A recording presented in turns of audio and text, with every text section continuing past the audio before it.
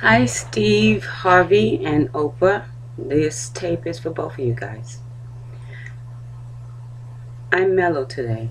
Yesterday, oh my God, I was so hyper. And the day before, I was so hyper. I had got, I didn't get on my knees, but I prayed really hard to both God and my ancestors to show me the way. How do I get your attention? How? Because on the radio, must have been Thursday. Yeah, Thursday. Steve Harvey on his radio show stated that he has this new book coming out, How to Be a Success. And I went on my Facebook and I said, if anybody can show me that the words I have not been saying since last Friday, and I have them posted all over the place, if those words are not similar to what Steve Harvey's about to say. We know the words. We just don't have the patience, the trust, the faith. We allow ego and pride to keep us from growing to the person we need to be. I read Iyanla Vanzant's book today about fear. She hit it in the nose, so I'm not meant to say read it. And I wasn't going to say anything, but it bothered me. And today I don't keep things in. During my awakening since May, that I had lived in that depression for a year and a half, he touched me and I woke up. And I knew I was going mania, but I also knew this one was different. This one, because I'm taking my medicine, I am sleeping, I am eating. It's just that it's like a computer. So many things are being downloaded. Memories I've kept for myself, names of people, all of these stuff was just dumping and dumping in my head. And I would use my phone voice recording and I would talk into it to get rid of it so I could dump it, to allow to have room for more things. And when I pray and I ask for it, boy, does he dump. Stop, I can't take it. And it makes me hyper. So my doctor gave me lorazepam. Now my mom has been taking lorazepam for a very long time. Lorazepam is the same family as Valium. She takes 1 milligram, which is strong. I didn't realize how strong. My doctor gave me 0.5 milligram. When I was founding myself to be mania, because when I become mania, I speak louder, I curse a lot. My personality changes. I get agitated real easy when I'm mania. My last full-blown, real manic depression was after my son was born. They had to Baker-Act me. That was the worst. Then they took me to one clinic, and it was Jackson Memorial Center that was by where I lived, and it was one of the worst centers to take somebody. And I had excellent insurance, so they had to transfer me to this other place. And I was combative when they brought me in. I did not want to go, and they shot me with something, and I was screaming, I want my mommy, I want, just like a little girl. When I woke up, I was in another facility. I got out of bed, I'm all woozy, and I see this girl and I say, excuse me, where am I? And 2 nurses and orderly run up to me, and they took me and they put me on a straitjacket and they put me in this room for 2 days. They didn't let me out to go to the bathroom to do number 1 or number 2. I did it in the room. They left me in that room. In this day and time, this is 1994, they did that to me. I told my parents what they're gonna do, what they're gonna prove. They're gonna say, she crazy. She's making it up, just like when they almost raped me in the other center. She crazy. The only thing they need to do is just shoot you up with Haldol, your mouth like that, and nobody's going to believe anything you say. We're not crazy. We're very, very smart people. My first episode. Oh no, see how my train of thought, that's another thing. My train of thought is trying to stay in the moment. And not worry, am I going to remember this? That's my biggest thing, is trying to remember everything, because everything's coming at me. After sitting on my ass for a year and a half, do you know the pile up of stuff to catch up with? And I like being very organized. In my office, I'm very organized. House cleaning, I suck. My sister, brilliant. Me, I suck. Don't like it, don't want to do it. I better make enough money to take care of my mom, because she's not going to change. She's going to sit in that chair until she dies. One day we're just going to come home and she's dead in that chair, because she does not get up for nothing. Now, she is paranoid schizophrenic. She's had 2 knee replacements. She doesn't want to try. And I'm done. I am done. But I was talking about my illness in lorazepam. He gave me a 0.5 milligram, and I took it. It didn't even bring me down. Didn't bring me down. So I took my mother's 1 milligram. Took that. My back is killing me, so I'm taking Flexeril, which is it stops the spasm from going, and a muscle relaxer for the tension in my back. It's so bad, but I think I had an aha moment. I don't need to go back to a pain specialist where he's going to shoot me up and just handle my pain medication. I think if I go to a chiropractor, I might find somebody who's good, who could align my back. I think that's what I need. And if Oprah or Steve, you have a great person, please tell me. And another thing, oh my God, Oprah, if you know the trick to keep me from sweating, I sweat and I sweat. I'll be in the mall, I'll be with my sisters and my sons and the kids. Everybody's face is dry, but me, I'm drenched. I had a hysterectomy, 5 years ago? I had cold flashes. I never had this heat. Past 2 years, I'm closer to the age. Oh my God, it's ridiculous. It's embarrassing. It's humiliating. I'm sorry. That really bothers me. I can't go to a nightclub because I'll sweat all over the place. My hair start looking like a unfufu. Where did I get that word? Eddie Murphy. He called it unfufu. But I said I was going to talk about my medicine. But before that, when I woke up, I tried to send you a video of me. And I have all of these videos here. I have a video of me pretending to be mania. For me to get mania, I don't eat, I don't sleep, and I will become mania. I also take a chance that I might go in depression, but rarely, not anymore.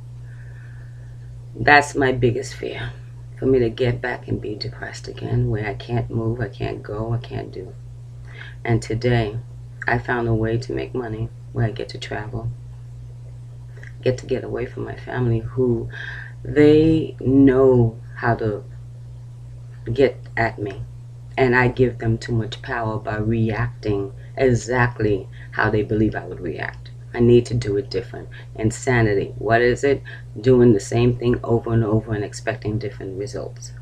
I can't let them make me so upset that I need to take a medicine to calm myself down. I have power over me. So that is my lesson I'm learning today.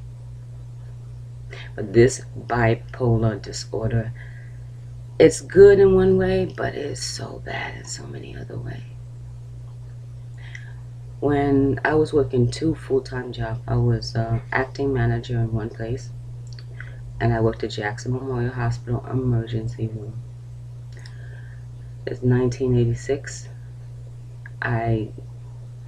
One day I woke up. I hardly slept for the past 9 months working both jobs. I didn't sleep that much, and I survived. Yeah, I had a quarter hole in the back of my head that I never knew, because I never watched when I blow dry the back of my head. My sister saw it. I was feeling great. Oh my God, if they could bottle this feeling that you have inside, it would be priceless. You have such confidence. There's no doubt. There's no fear. You have faith in yourself. You have faith in God. You get religious. You get very organized. I can complete the work of 5 people in 2 hours. That's how great I get. But you can't sustain that. Like Black Box, the series, when she was trying to find a cure for this illness, and she stayed up and she wouldn't take the medicine. First of all, in Black Box, the last episode where she's going mania, they didn't do too bad. But how they started the film, she decided to stop taking her medicine. She goes mania, and then she flies home and everything okay, and she sees her psychiatrist. It does not work that way. When you start going into mania, if you anything like me, you can't come back. Can't come back. It's taken me how many years, half my life, to figure out how to rein myself in. It takes time. My family was trying to get me to Baker rat me when I was cursing everybody out, because you just swallow everything. All the hurt, all the pain of 15 years just stayed inside of me. I had no voice. I hated myself. Hated myself. But then I ran away from and they would transfer me from Jackson Memorial Hospital to the first one. And this is my first episode. I ran away from the ENT and went running to emergency room, sat down in my nightgown and started to work. Wow. And after 3 months of being out of work, they wanted me to quit. I said, I'm not quitting. So they had to keep me, but they made my life, I allowed them to make my life a living hell for 16 years, doing my boss's work, doing everybody's work, doing the work that they took a whole department to do the work I did by myself. But I was never qualified. Oh, you don't have your education. Went back to school, got my education. Still couldn't go anywhere. And then I had the business consulting position, and everything I believed about myself was being proven every single day. But then I had to let that go because my son's father was going to take custody of my son. It's a wonderful feeling to look back at my life and understand why I had to go through what I had to go through. Regardless if I made terrible decisions or I didn't, there was lessons to be learned. And I'm learning. I'm still learning. You never stop learning. But I have my aha moments when I look back, and I've kept a diary for 20 years. Can you imagine the world of wisdom and stuff for me to read and look back and remember that time? Because my memories are coming back. It's just suddenly I remember I wasn't molested just one time. I was molested twice. Then got my ass beat because I didn't want to tell them the truth why I quit.